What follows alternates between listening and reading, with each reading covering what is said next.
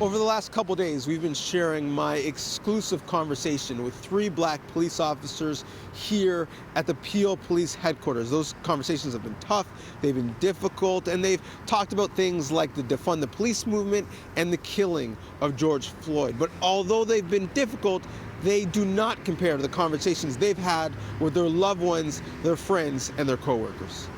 So what type of conversations have you had, not just officers, but behind the badges, people, with your family members, with your colleagues? Have they been uncomfortable? What has that process been like? For me, speaking as a police officer to my family, it's different because they don't see what we see. They don't have to deal with what we have to deal with on a daily basis. So for me, speaking about things that my family or friends only see on the news, I have to try to make them understand that, we do the best that we can. And it's not always easy speaking to family and friends about policing, especially when they think of, they refer back to social media.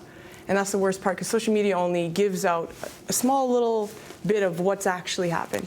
At the end of the day, I know in our locker room, we say we want to get home to our families. At the end of the day, get home. Because every night, we get dispatched to calls when people are at their lowest. We're never going to go to a call where people are saying, hey, I just want to say hi to you guys.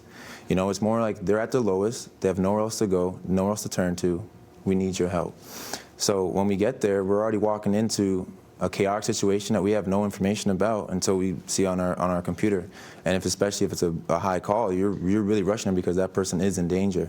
So when you have all that stuff going on, you still got to remember, I got to have officer safety. I got to protect myself, and I got to protect the people around me entering that house. So it is hard to kind of discuss that with family members. That's why they always say kind of have friends in the policing, but also outside to get your mind out of it.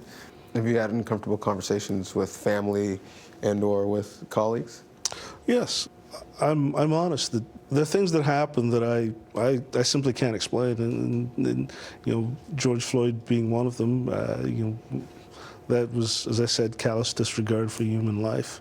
But there are other situations which don't lend themselves to nuanced conversation in a news clip or on social media.